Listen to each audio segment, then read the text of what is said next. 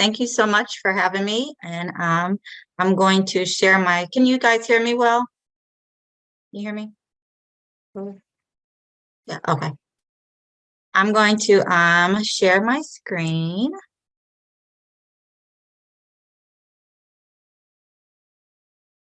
Okay.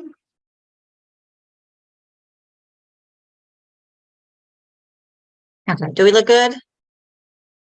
Let me make sure. We're looking great, Paris. Perfect. Okay. All righty. So client-driven designs make a comeback. And what you will gain today is key considerations for launching your custom design brand, knowing your worth as a designer, insider tips for securing clients, building meaningful client relationships, and then a question and answer with me at the end when the time allows.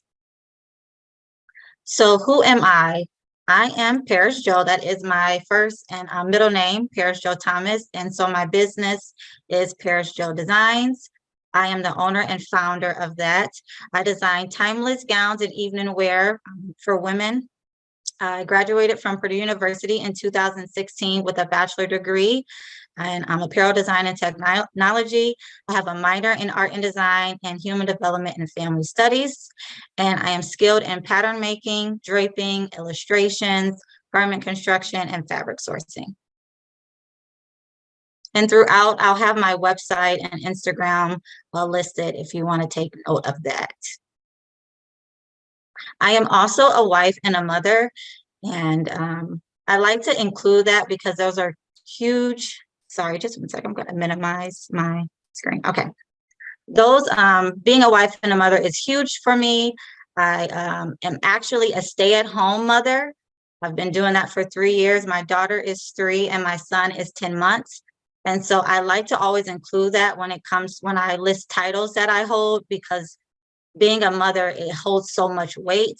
And so I make sure I like to include that that's who I am. It's very important to me. And how it all started for me. So I was a born creative. I have been creating since I was small. Since I was 8 years old, I was sewing all my mother's hand towels together. And so she taught me how to sew, and she bought me my own sewing machine. And I would make clothing for my baby dolls, and I would make things for people around the house. And so I've always been creative. I would make my own toys and puzzles as a child. So this has been something that was a passion for me, just in me as a young child. But growing up in a small community, I always thought that fashion was just a hobby.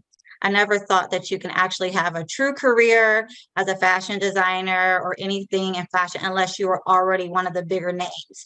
And so I never really pushed to want to be a designer as a child. I loved it. I drew sketches when I was a child. I would sew, but I always was like, oh, it's just a hobby. I won't have a career in it. It's just something that I love to do. Also growing up in a small town, I'm from South Bend, Indiana. I'm not sure if you guys even know where that's at.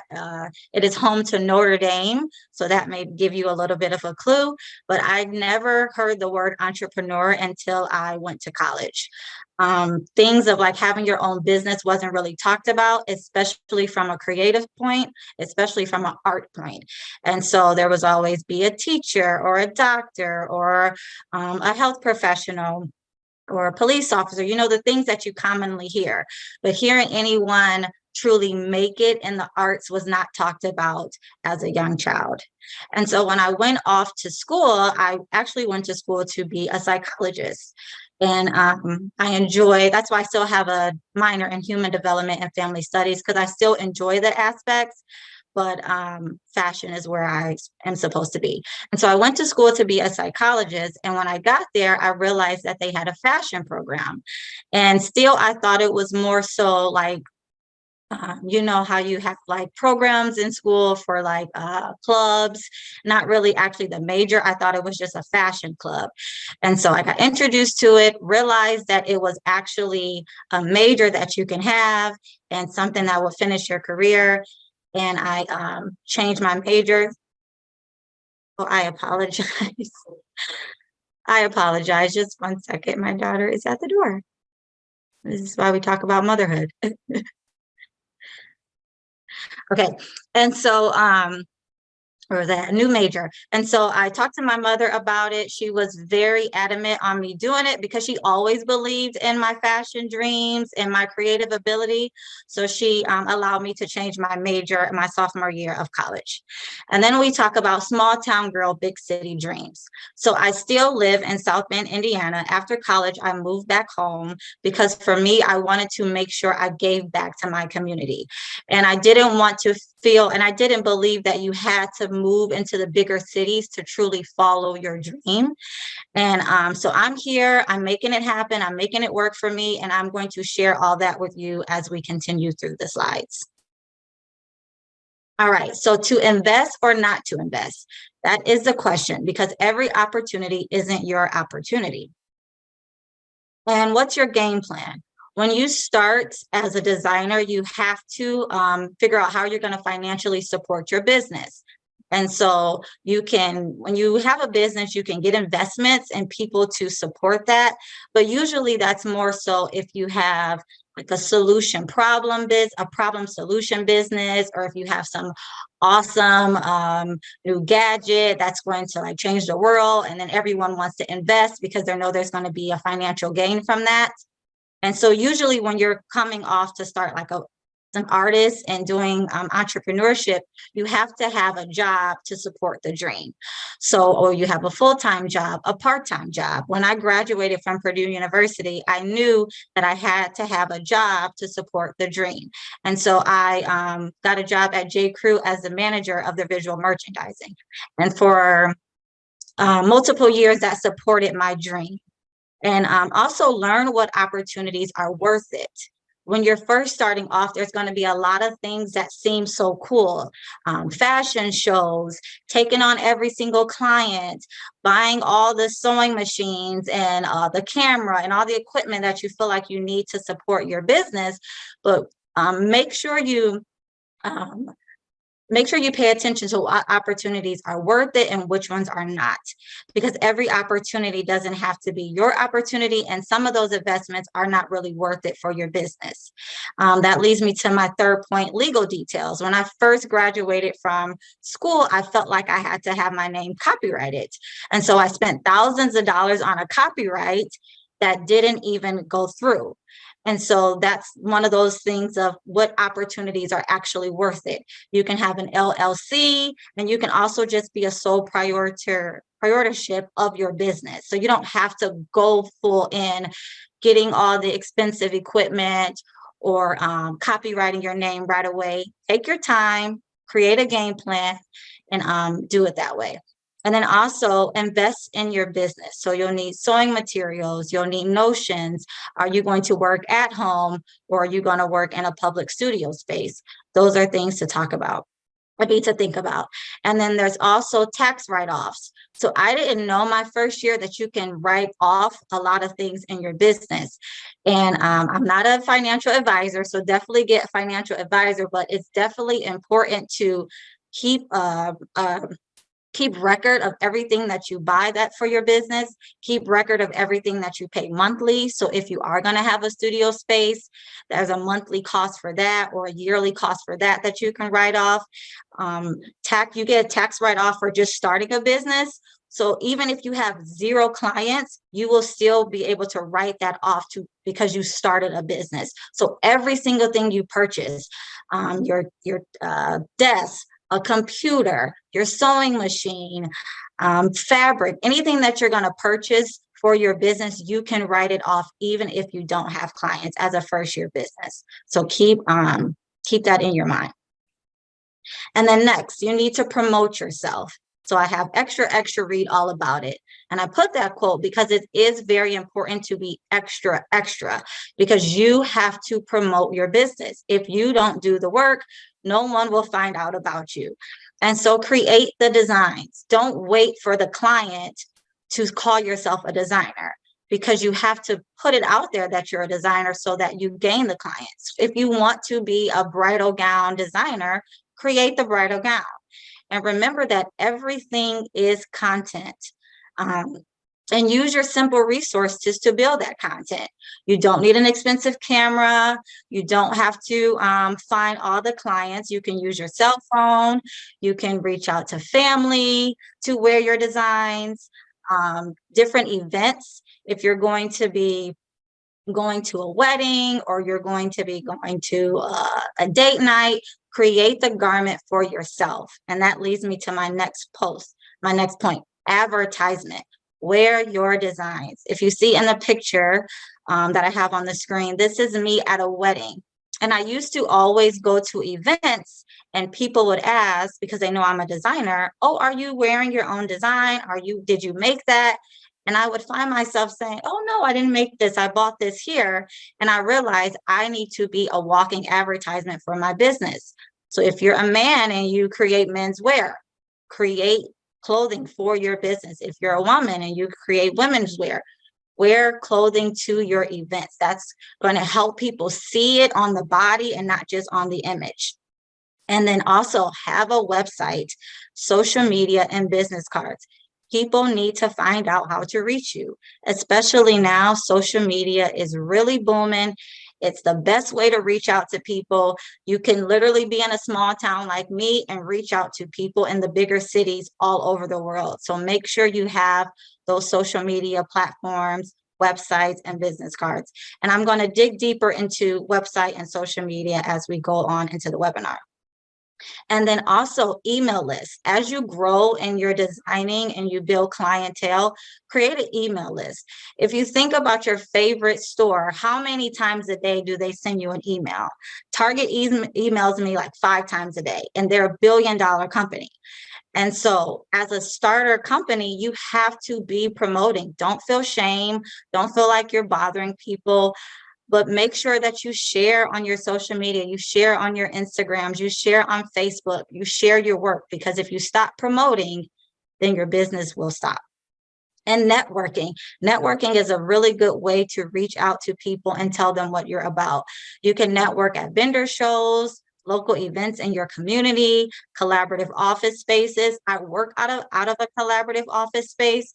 So in your own hometown or where you're going to end up living, wherever you're going to run your business, reach out to people, see what's happening in your city, see what's happening in your community. That's the best way to connect.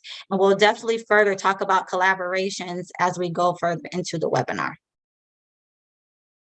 Oh, this is me wearing my gown for my maternity shoots. So I make sure I try to always, if there's a special event, or if I'm going to do a photo shoot, I have to create something for myself, because this is the best way to promote my business. And so here we get to create the content.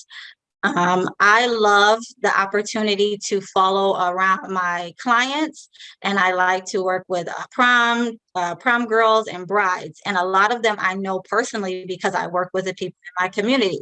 So it gives me the opportunity to go with them when they're going to prom, or go with them when they're getting ready for their wedding.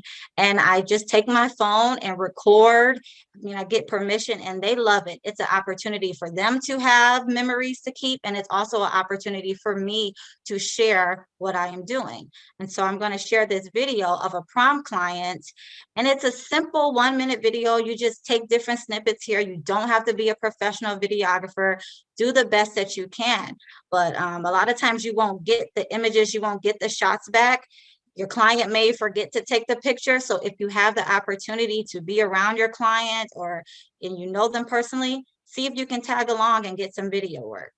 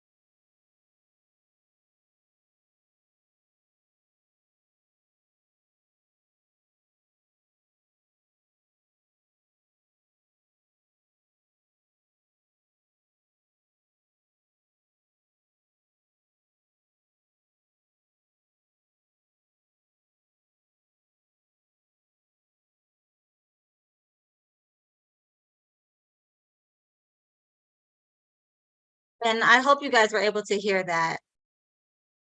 Can you let me know if you were able to hear?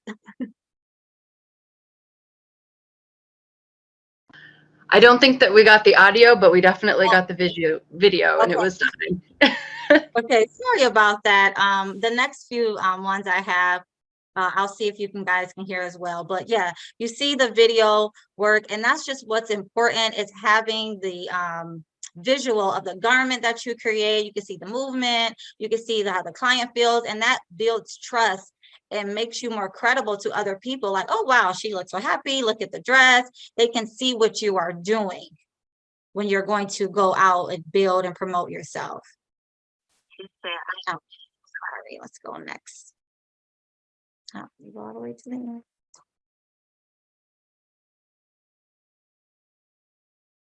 Okay, and so that leads me to my next thing about creating the content. And so right now with social media, reels are really important. It takes no time to create a reel. Everything is content, whether it's a birthday party that you created a look for, whether if you're going to make it yourself and you're just recording your process, recording making the patterns, recording draping, whatever you're going to do, pull your camera out, take images, take the video, because everything is content. And I'll play the first one and then let me know if you can hear it or not. But if you can't, the visual is still here.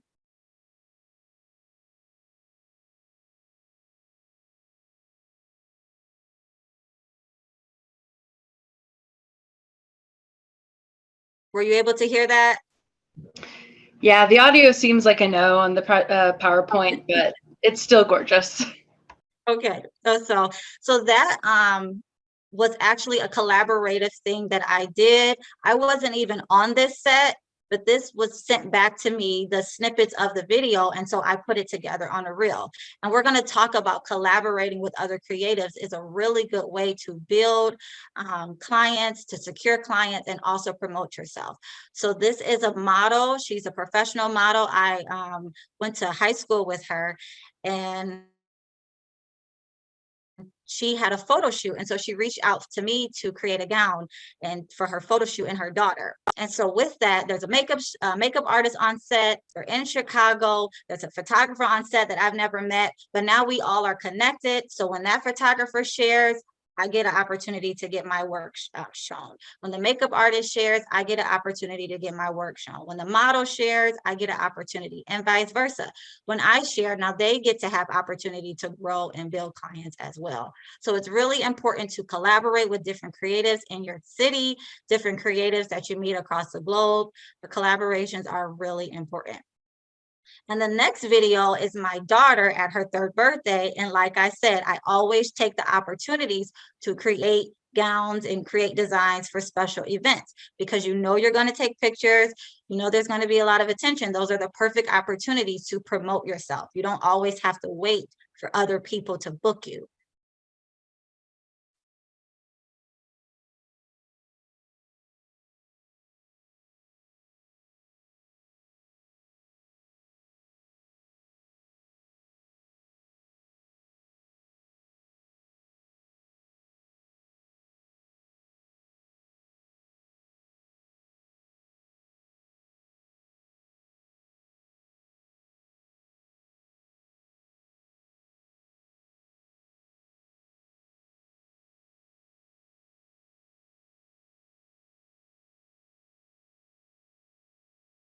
And all of those videos are on my social media. So if you want to hear the sounds to it, if you want to see more of the reels that I create to get your own inspiration and get your own ideas, definitely head over to my social medias and check them all out. And the last video was another collaborative aspect. Models that I met through a modeling workshop. They were having a fashion show. I was able to present my clothing. So I didn't have to pay for the venue. I didn't have to do the advertisement for the event. It was already an event that was already happening, already planned. And as a designer, I was able to get some advertisement, get people to see what I can do, and save my own money. So collaborating is huge, huge, huge. And you hear me talk about that throughout the webinar. All right, so a website is a must. Even though social media is really booming right now and it's a great thing to have, a website is going to give you more credibility, allow people to see a portfolio, and help you with analytics. So your website should represent your brand.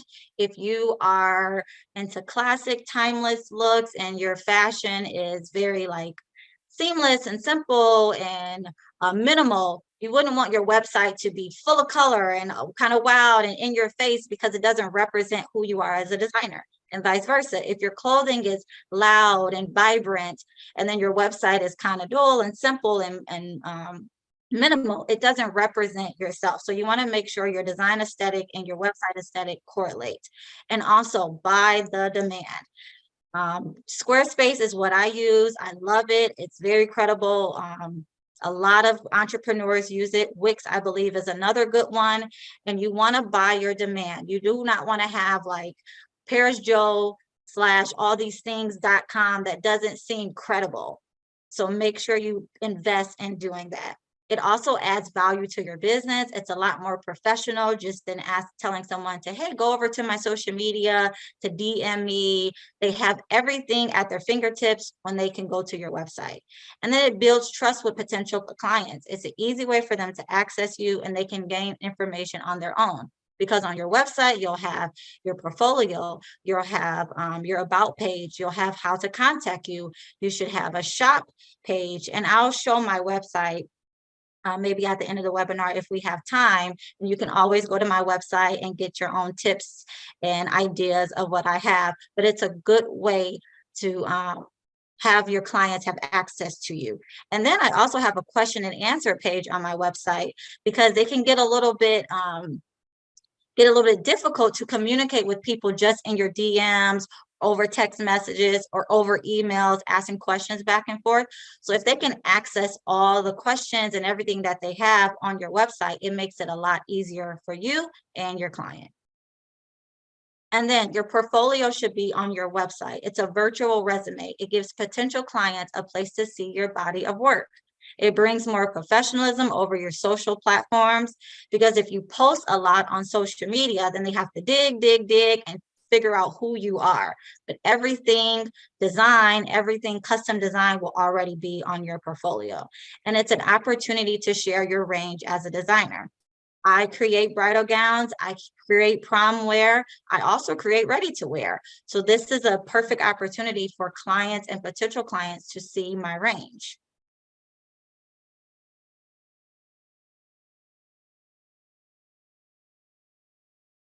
And analytics. This is the last point why a website is very, very important.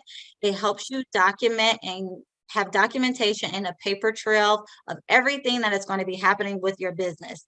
Documentation and paper trail is good for legal issues, and it's also great for you to write off your taxes at the end of the year. So if all of my money going in and out is going through my website, at the end of the year, when it's time to do my taxes, I just go to my analytics page and everything is right there. I don't have to keep so many papers and receipts and documents because it's all on my website. It's a great way to keep track of the money coming in and out. And I'll talk a little bit more about how you should take money when you're a designer, but it's a great way for you to keep track of that. You don't want to be, telling people to Cash App you all the time or Apple Pay. It just kind of limits the professionalism of your business. And then statistics on your overall growth of business are on your site, and you can see the traffic. You can see where people are located, that are looking at your pages. What are they interested in when they go to your website? And that allows you to make room for growth. So next, after you have figured out the game plan, you have promoted yourself, you have your website, you're creating your content, it's not what you know, but who you know. And more importantly, who knows you. So how are you going to build and secure this client? Build and secure your clientele. So you want to build trust. People who give their money People will give you their money to those who they can trust. And so be personable. Don't be afraid to make mistakes, but how did you recover? I've made a few mistakes as a designer. One time, one of my prom clients had her zipper loosen up, and that can be devastating, but it was all about how I recovered, giving her a partial refund, going to the prom and fixing her gown. Like, what can you do to show your client that I'm still here for you, even when everything doesn't always work out? And don't feel bad if those things happen. There's billion-dollar companies who don't always get it right. So it's okay to make mistakes, but how do you recover? That's going to build trust with your client, and that's going to help them come back, and it's going to help them refer you. Collaborations, I talked about that before with creating content. Connect with local and non-local creatives and businesses. Gain clients from like-minded creatives. So you can gain clients from other creatives in your community or across social media, and do trade work. You can, if you are a designer and this person is a photographer and you want to say, hey, I'll make you a gown if you shoot something for me, or how about we get a model and she models the design that I created and you do the photography. That way you all are working together. You are all going to get something out of the collaboration. And it's also okay to build in your hometown. Your coworker is more likely to buy from you than the stranger on the internet. So start there. You do not have to wait for the client that's out of town or the big celebrity client. Build in your hometown and build the trust there. And so now that you have your game plan, you promoted yourself, you created the website, you're creating the content, you secure the client, now we get into the custom process. And for me, that looks like consultations, fabric sourcing, follow-up, documentation, mock-ups and fittings, construction timeline. But for you, it could look a little bit different, but this is just an outline. So definitely figure out how that's going to look for you as you start building your clients. So in your consultation, you want to learn your client. You want to learn their vision and their theme for the event. You want to learn their likes and their dislikes. Some clients may not want to show their legs. And if you create a gown for them that shows their legs, then they're going to be like, you're not listening to them. But it's also okay to stick to your brand. So if your brand is, if you create, like I said, minimal looks, and this client wants a lot of sparkle and a lot of color and a lot of glam, but that's not your style, it is definitely okay for that not to be your client. And discuss all things garment design, silhouettes, fabrics, build the vision. Clients are going to come to you with a vision in their head, but you are also the designer. So guide them, help them learn about silhouettes, help them learn about fabrics, help them build their vision. It's not really cool when they come to you and say, hey, this is a dress that I want, can you make it for me? Because then that doesn't really make you a designer. And you want to design, you want to create. And then talk budgets and business. This is all done during the consultations. Fabric sourcing is very important in the next step. You have to go out and find the fabrics for their garment. And so you should also have a knowledge of textiles, how to care for fabrics, the touch of fabrics, how fabric is going to move. How does fabric sew together? Is leather and chiffon going to really complement each other? Maybe not, but it may. So it's really important to learn all those things, because you are the designer, you are the professional, you are the one who's credible. And if your client is coming to you saying that this is what they want, but you know that doesn't work together as on fabrics, it's up to you to make sure you let them know and you guide them in the direction. And trusted vendors, learn your trusted vendors. Who can you trust to get the fabrics? It also how fabrics complement the client's body, how fabrics move against the body, and colors and sheer fabrics, how do they show up on your clients?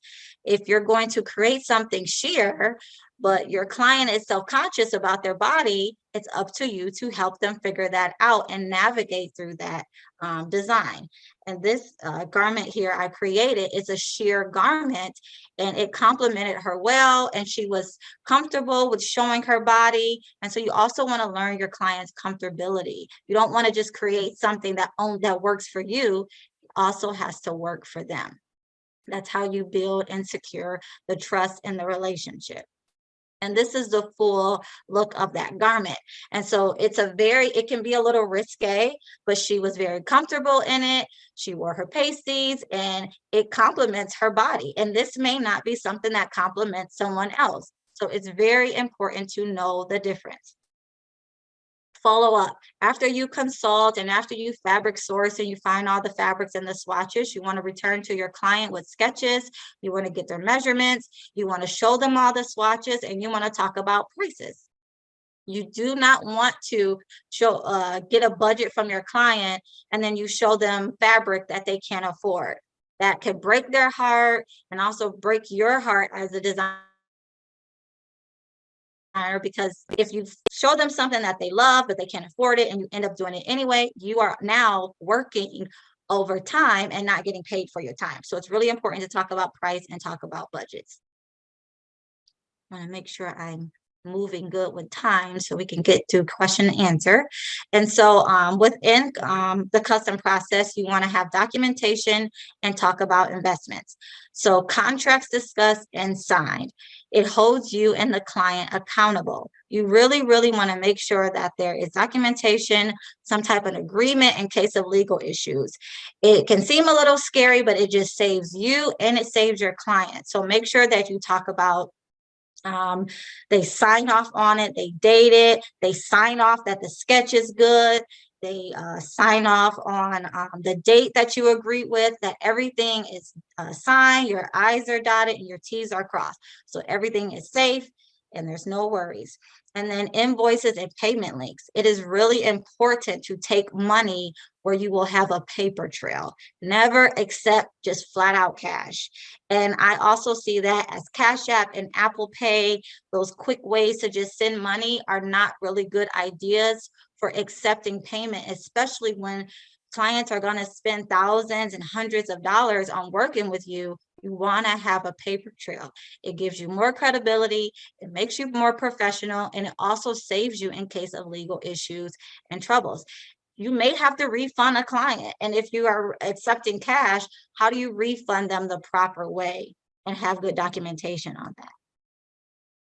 And then mock-ups and fittings. So you'll have to do muslin fittings and lots of fittings with your clients. So you want to figure out what that looks like. Are you going to have a location where they come do fittings? Because when someone's getting a custom design experience, the whole joy of that is that it fits a custom to them. And so you have to have lots of fittings. And you want to measure twice and cut once. And I always say that. Sometimes I like to measure once and cut once, and it doesn't always work in my favor. So measure twice, cut once, take the time, don't rush, and then fit, fit, and fit, and fit again before you even move on to the fashion fabric. I'm sure you all know what muslin is, and it's important to get all those mock-ups perfect to the body. This is the perfect time to talk about, does this split work for you? Maybe in the sketch, your client loved the split, but maybe on her body, she does not like the split. Maybe she wanted her arms out and now she wants her arms covered. And those muslin fittings are the perfect time to make all those changes and have all those communication, because a lot of times clients see a vision but they don't know what they look like with that garment on. So I always tell them during our muslin fittings, we can make those quick minor changes. Now I can't completely just change the sketch, but I can make tweaks. I can say, oh, are we going to add buttons? Are we not going to add buttons? Are we going to add sleeves? Are we not going to add sleeves? Are we going to change the neckline? Maybe we want to bring up the back of the dress. Those are the things you can do during your muslin fittings. And then here's a video. I know you won't be able to hear it, but here is a video of me documenting my start to finish of a wedding gown that I did.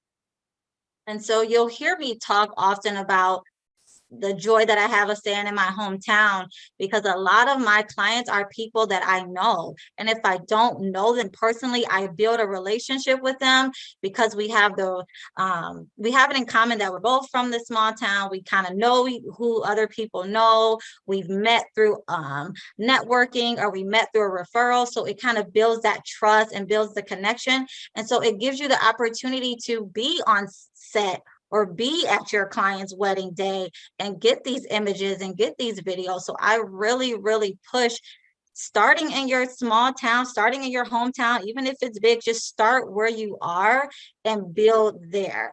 If you want to move, if you want to venture off into the bigger cities, that is totally fine, but build community, because that is the best way that you're going to promote. That's the best way that you're going to build clients. And that's the best way that you're going to take off, because people will push who they know and who they can trust. And then you want to get a construction timeline. You want to communicate with your client about how long this process is going to take and what this process looks like. You want to communicate that at the consultation, but also throughout. You want to reassure them that you are going to get their garment done in a timely manner. And you also want to prepare for the mishaps. There's life problems that may happen, especially when you're the only one designing, when you're the only one creating, everything falls on you. I had 2 clients last year, 2 bridal clients that I had fittings with on the day I went into labor. And so I had to cancel my fittings with them. They were very understandable. We had a good window of time, but those are the things that you're going to get when I'm a designer, but I'm also a mother. I have a life, I'm living. And so you have to communicate those things with people. And then after I went into labor, now the baby is here. So I had to take a month of a break. And then I had to change up what it looks like for me to meet with my client when I have a 3-month-old or a 2-week-old at home. So just prepare for different types of mishaps, prepare for life. Also prepare for mailing and delivery issues. These will be things that you learn as you go through, like what company works best for you, FedEx or UPS or whatever, but just prepare. You want to have a timeline and communication with your client so that they are understandable if mishap happens, and they're understandable if things occur. Unless you have a team, then you can put those roles and responsibilities on your team. But usually as an entrepreneur freshly starting out, it is going to be you doing this alone. So make sure that you prepare for those situations that could happen. And then be realistic on your timeline. Allow time for changes if needed. I like to make sure that I at least have my garment done for a bride a month in advance, just in case things happen. She loses weight, she gains weight, she wants to make some changes. And you can allow for price to go up if needed. You can still charge for those changes and charge for those fees, but that's what builds trust and builds relationship if you can make those adjustments for your clients as well. So just be realistic on the construction of timeline and make sure to communicate with your clients. And that is also a good thing to have documented in your contracts. So when they sign it, nothing is surprising. And so do not lose yourself in your clients trying to be the designer you're not. We're going to get into knowing your worth both on paper and also knowing your worth in your heart, because that is also important. So know your worth on paper. Who is your target market? Don't start with overly expensive services and products. You're new, you have to build a trust, you have to build a client. You do not want to say, oh, my garment is $10,000, but you're not going to perform. You're not going to give them $10,000 value. So be honest with your value, but you don't have to lowball yourself, but you also don't want to just go in with overly expensive services and products until you learn your value that you can bring to the client. And you must build clientele and trust first. People will pay for the value. So if you bring the value, definitely charge what you're worth, but make sure you're going to offer it. And then competition, learn the competitive price points and design trends within your own community and then throughout the world. So in my community, I live in a small town. There's not a lot happening here in terms of entertainment. So people are not really looking to have cool outfits for the weekend and spend thousands of dollars just on the week, just because it's a regular weekend. People here are going to spend money when it comes to like wedding events or baby showers or birthday parties, events like that. So just learn your competition, learn your target market, and then appeal to what is happening in your community, in your city. Time needed for construction. Are you going to charge hourly? Are you going to charge one size payment fits all? So figure out what that looks like for you. I know sometimes it can be hard to figure out how long it takes you to make something. Sometimes you can make something in 10 hours, or sometimes it takes you months to make something. So figure out what that will look like. It will not always be a one size fits all payment. And then are you going to hire help? Is it going to be just you working on these, or are you going to reach out to manufacturers? You do not have to be the one sewing everything and doing it all yourself. You can reach out to manufacturers, you can have interns, you can hire out. Then that also factors in payment. You have to figure out how you're going to pay these people. And then you remember at the beginning, we talked about investments and how are you going to support your business. So if you're going to hire out, make sure you are able to pay people that you're going to hire. And then how to price. That is something that you'll learn as you go. Figure out what you're worth. If you feel like you want to charge like $20 per hour, check within you can Google what fashion designers make in your community, in your state, in your area, and that can help you base how you want to get paid. And then you also have to remember how much are the notions that you're going to use for the design? How much is the fabric? So you factor all that in, and then you factor how much you want to get paid for labor, and that's how you create your price. And then you can work with product sheets, which is good if you're going to do like ready to wear and you're going to manufacture out your designs. But this is also a good thing to do just to help you figure out how you want to charge your clients. And then you know your worth on paper, but now you want to know your worth in your heart. And so it's not just enough to be talented. You have to be disciplined and you have to have a lot of hard work to continue to flourish as an entrepreneur and a designer. There's so many people who are talented, but it does you no good if you're not promoting yourself, if you're not perfecting your craft, if you're not working all the time. How do you show up when you're not motivated? A lot of people are like, oh, I'm not motivated, or I have writer's block.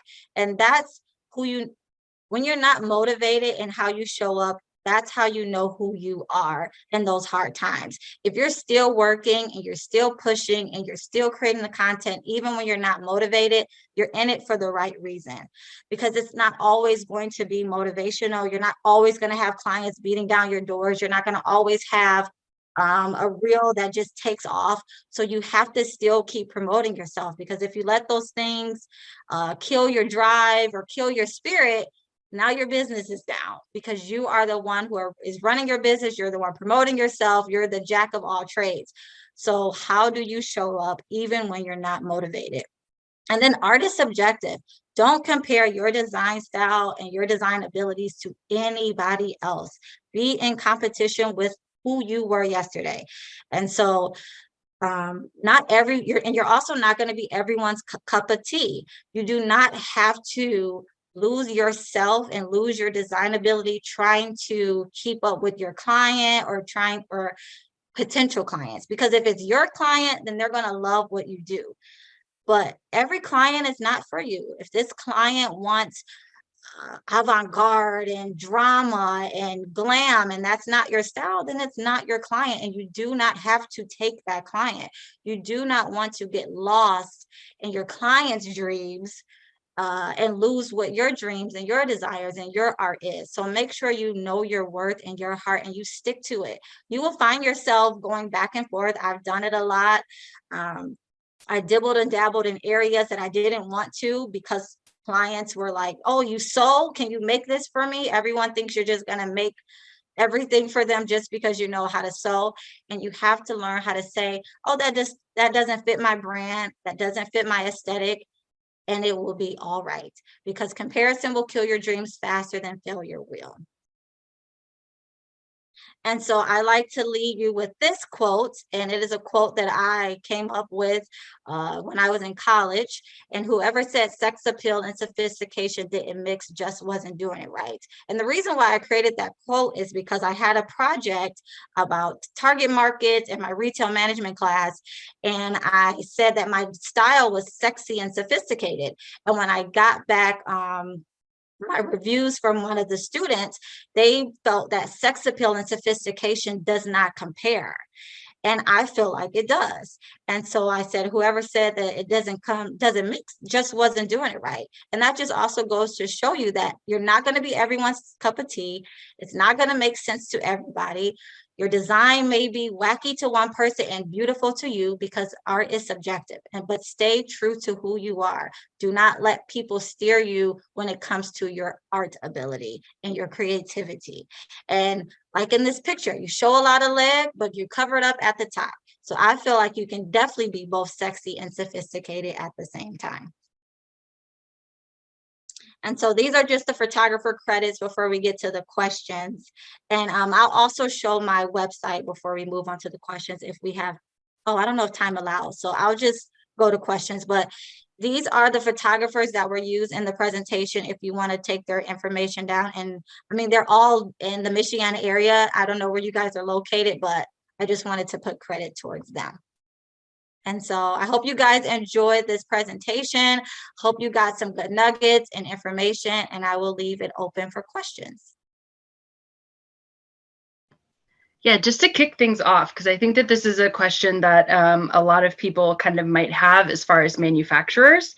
So did you find that that's something that's difficult for you to find if you're looking, or is it hard to even find manufacturers that are open to doing like one-offs? Because a lot of manufacturers are really looking to do like those large orders.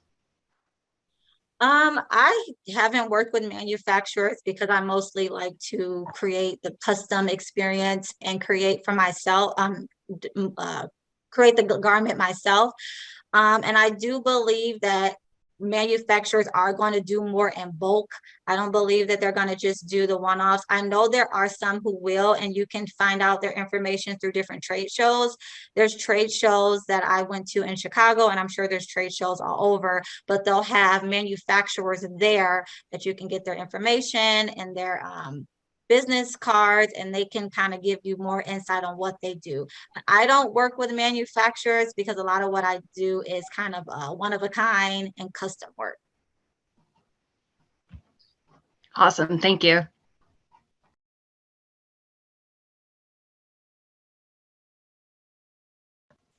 All right, we've only got Paris for like 8 more minutes. If anybody's got questions, now would definitely be the time to ask.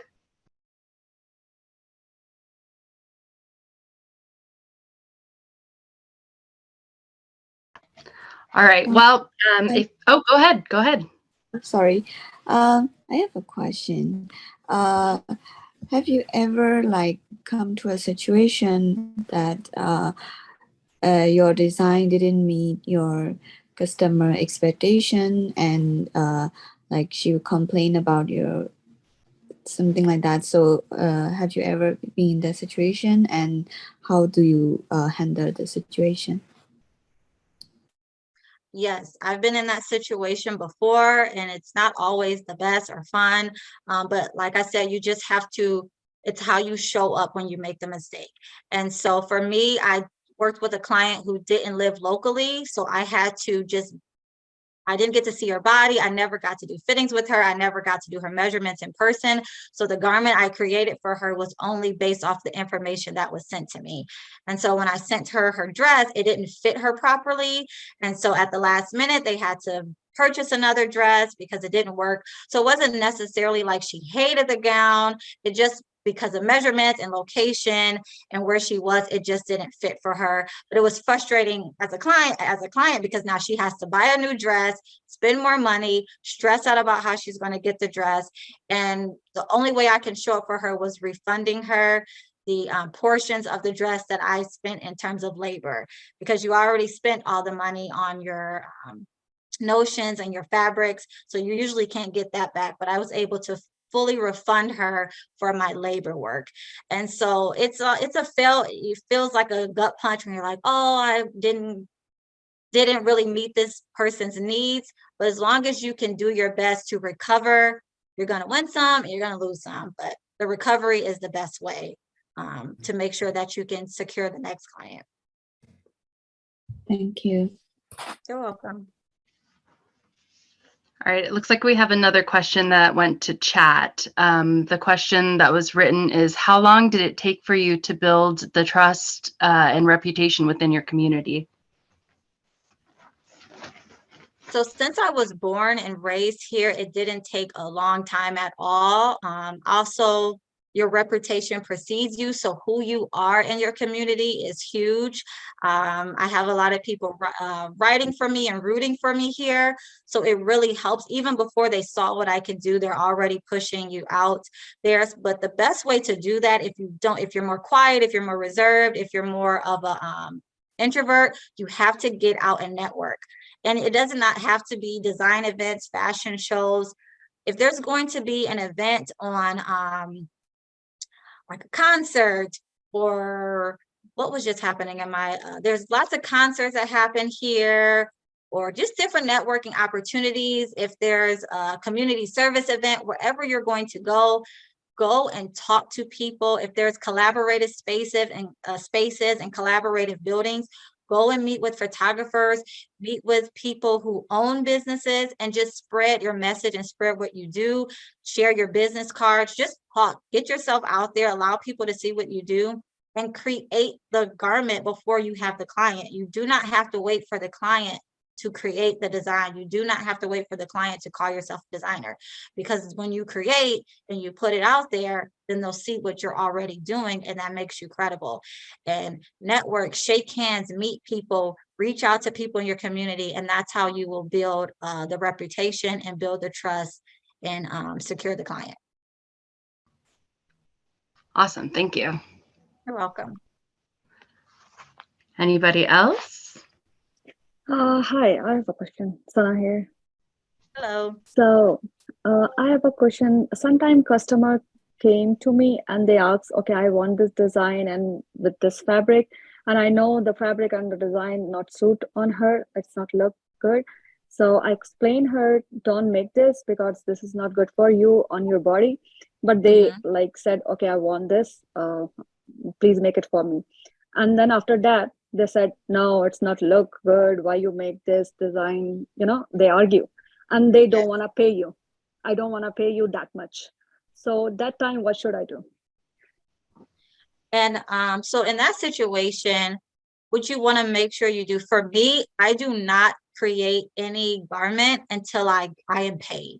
And so I have to be paid in full before I even move into fabrics. I know sometimes it can get risky for people wanting to give you their money before they have the service or before they have the product, but that's all about, you know, building the trust and building the clientele and documentation. So if you document and get the contract signed that they're going to give you this money, and before they get the service, if you don't provide the service, then they can, you know, take it up legally to get their money back. So you want to make sure that you have the money before you put in the labor, because now you put all this labor in and you don't have anything to show for it. And then also when it comes to your client going back and forth about telling you, yes, this is a fabric I want, but you know that this isn't a good fabric, you are the professional. So you have to stick to your guns. And if this client is going to fight and be combative, then this may not be the client for you, and you can just easily decline. And you just want to be nice about it, but be stern about it, because at the end of the day, it's your gown that you're representing and it's your business. And so if it's a bad outcome, it's going to look on you. They're not going to say, oh, I picked this fabric and it turned out bad. They're going to say, she designed this and it turned out bad. So you want to make sure you stick to your guns and you say, I'm sorry, I won't be able to design this because this fabric won't complement your body, or this fabric won't complement that type of design. And then you can also say, how about we try this fabric? You know, show them different options, give them different options that would help them navigate through that, because at the end of the day, you are the professional and they're coming to you for a service. Okay, thank you. You're welcome. Awesome. Okay, so it is right around 7:30. If we have any last minute questions, we could take one more. All right. Paris, thank you so much for your time. I think that this has been super informative. I know that I learned things. I hope everybody else did. If you are looking to look back on anything that Paris has shared with us today or her socials, you can go on our website at nysd.edu to watch a recording of today's presentation. And we will also be putting Paris's socials and her website up for you guys to reference. Thank you again so much, Paris. Thank you, everybody, for attending, and we hope you enjoyed. Thank you, guys. Have a good evening. Good night. Good night.